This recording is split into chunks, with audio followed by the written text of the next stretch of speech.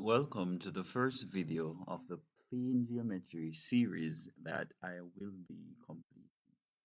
Alright, so the first drawing that we're going to be doing in this series is bisecting a line.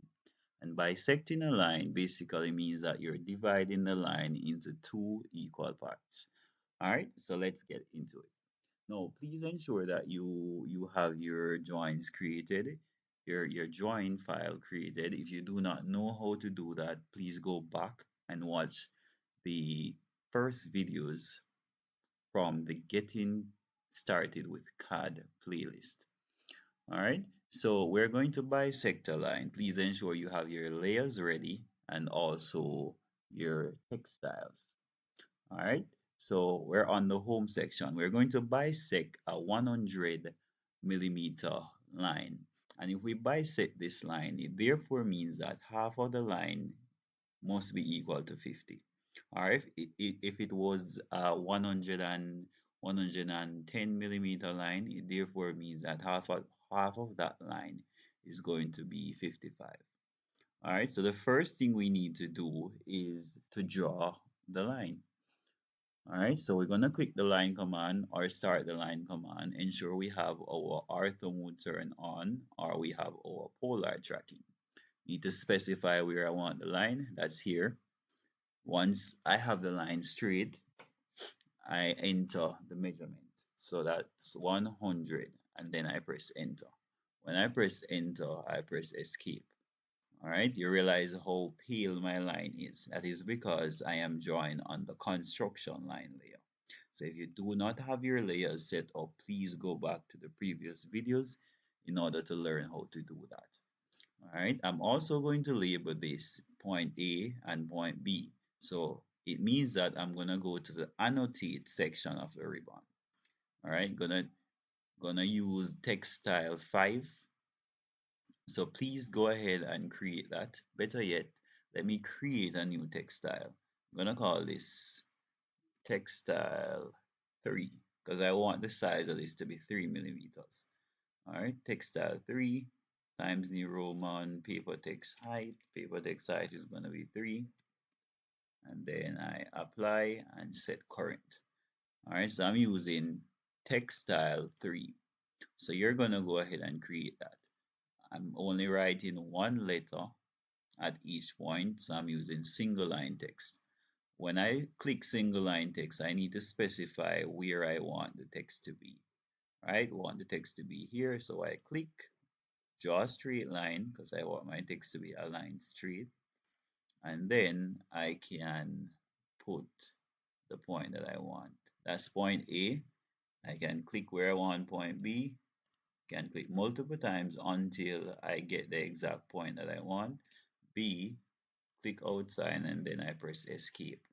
All right, we have a layer for text, so we can highlight all of them, both text, and then we go to layers and put it on the dim and text layer. All right, if this is too low, I can move it using the move command. So I highlight, click move, and then I put it where I so desire.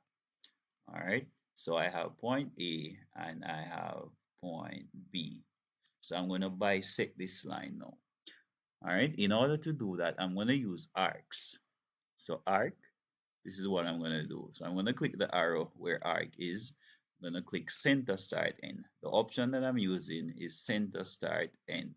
So I click center start end and I click at the point A. All right, now the length of my line is 100 millimeters. All right, in order to bisect the line, you're going to use the arc command along with a radius that is a bit more than half of the line that you have. The entire length of my line is 100, which means that half of that line would be 50. So I need a radius that is a little bit more than half. So 55 is good, or 60. All right, let's use 60. So I enter 60 and then I press type 60 and then I press enter. When I do that, I realize I have a major arc here. I don't want the arc to be this big.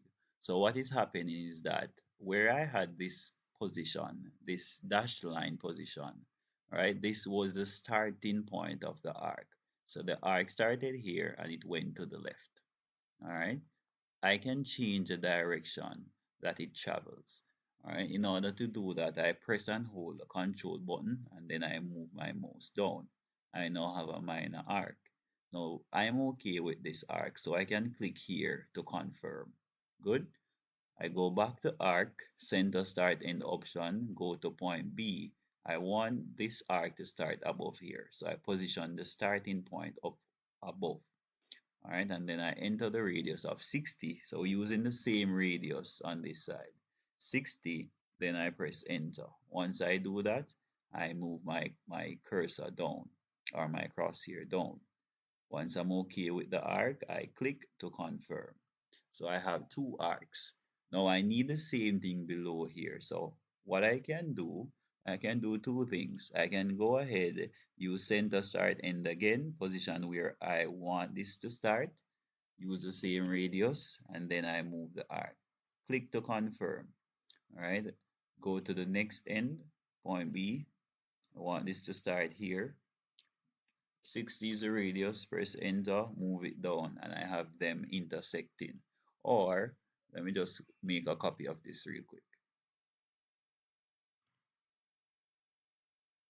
Or what I could do, all right, so I have that already. So let me delete that. What I could do, we could use a mirror command.